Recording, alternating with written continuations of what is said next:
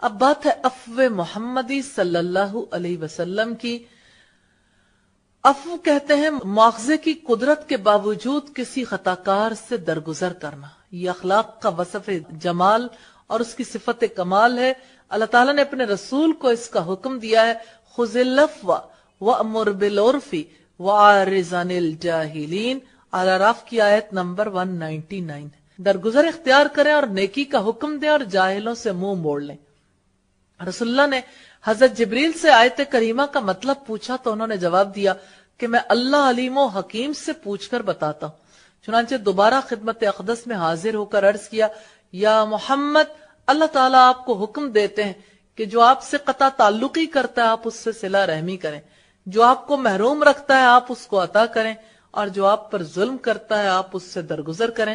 رسول اللہ صلی اللہ علیہ وسلم نے اللہ تعالیٰ کے اس حکم کے سامنے سر تسلیم خم کر دیا اور ٹوٹتے رشتوں کو جوڑ کر، روکنے والوں کو دے کر اور ظالموں کو معاف کر کے آپ نے ان 3 خصائل کی مثال قائم کر دی۔ کچھ مثالیں اس بات کی دلیل ہیں۔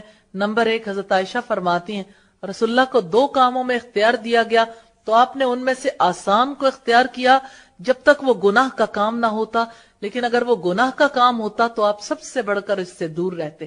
رسول اللہ نے اپنی ذات کے لیے کسی سے بدلہ نہ چکایا، لیکن اللہ کی حرمت کو اگر پامال کیا جاتا تو رسول اللہ اس کا بدلہ چکا دیا کرتے تھے۔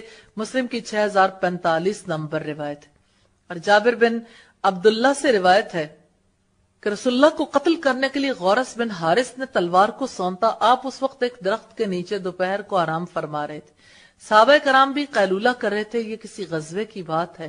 رسول اللہ نے دیکھا کہ غورث اپنے ہاتھ میں تلوار لٹکائے آپ کے سر پر کھڑا ہے۔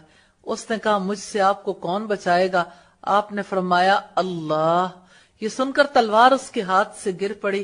رسول اللہ صلی اللہ علیہ وسلم نے تلوار اٹھا کر اس سے پوچھا، تجھے اب کون بچائے گا؟ اس نے جواب دیا، بہترین پکڑنے والا بنیے۔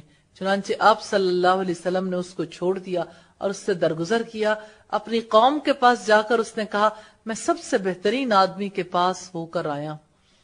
یہ مسند احمد کی روایت ہے 15258 نمبر پر۔ یہ آپ صلی اللہ علیہ وسلم کے عفو کی ایک مثال ہے۔ تیسری مثال، فتح مکہ کی صبح کو مسجد حرام میں داخل ہو کر آپ نے دیکھا کہ قریش کے سرکردہ افراد سر جھکائے بیٹھے اور فاتح اعظم رسول اللہ صلی اللہ علیہ وسلم کے حکم کا انتظار کر رہے ہیں۔ آپ نے پوچھا، گروہ قریش تمہارا کیا خیال ہے؟ میں تم سے کیسا سلوک کرنے والا ہوں؟ انہوں نے کہا، آپ معزز بھائی اور محترم بھتیجے ہیں۔ آپ نے فرمایا، جاؤ تم آزاد ہو۔ فتح الباری کی روایت ہے والیوم 8 پیج 332 پر۔ چنانچہ آپ صلی اللہ علیہ وسلم نے ان کو معاف کر دیا، حالانکہ انہوں نے آپ اور آپ کے صحابہ کے خلاف جن جرائم کا ارتکاب کیا تھا نہ انہیں شمار کیا جا سکتا ہے اور نہ ہی ان کا اندازہ لگایا جا سکتا ہے۔ اس کے باوجود آپ نے ان کو معاف کر دیا اور ان سے تعرض نہ کیا، نہ کسی کو مارا اور نہ ہی قتل کیا۔ چوتھے، ایک یہودی لبید بن عاصم نے آپ پر جادو کر دیا۔ وہ آپ کی خدمت میں پیش ہوا، آپ نے اس کو بھی معاف کر دیا اور اس سے مواخذہ نہ کیا، بلکہ آپ کا اس کو ملامت یا عتاب تک کرنا بھی ثابت نہیں ہے۔ مواخذہ کرنا تو بہت دور کی بات ہے۔ یہ مثال رسول اللہ کے عفو کا خوبصورت ترین اور واضح ترین مظہر ہے۔ پانچویں، غزوہ تبوک سے واپس آتے وقت مدینہ کے راستے پر منافقین نے آپ کو قتل کرنے کا منصوبہ بنایا۔ آپ کو اس کا پتہ بھی چل گیا، آپ کو ان کے بارے میں بھی مشورہ دیا گیا، مگر آپ نے انہیں معاف کر دیا اور فرمایا، لوگ یہ نہ کہیں کہ محمد اپنے ساتھیوں کو قتل کرتا ہے۔ چھٹے، ایک شخص آپ کو قتل کرنے کے ارادے سے آیا مگر اس کا پتہ چل گیا اور حال واضح ہو گیا۔ صحابہ کرام نے آپ سے عرض کیا، یہ شخص آپ کو قتل کرنے آ رہا تھا۔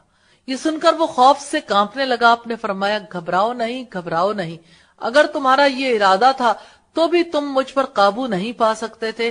قاضی ایاز کی کتاب الشفا کی روایت ہے والیوم 1 پیج 226 پر۔ اللہ تعالیٰ نے آپ صلی اللہ علیہ وسلم کو بتلا دیا تھا کہ وہ آپ کو لوگوں سے بچا کر رکھے گا، چنانچہ آپ نے اس کو معاف کر دیا، حالانکہ اس نے آپ کو قتل کرنے کا ارادہ کیا تھا۔ آپ نے اس سے کوئی مواخذہ کیا اور نہ ہی اسے کوئی سزا دی۔ تو یہ آپ کے عفو و درگزر کی عظیم مثالوں میں سے ہے۔ تو جیسے آپ کا عفو عظیم تھا، ہم اللہ رب العزت سے دعا کرتے ہیں اللہ تعالیٰ ہمیں عفو و درگزر کی صفت کو اپنانے کی توفیق عطا فرمائے۔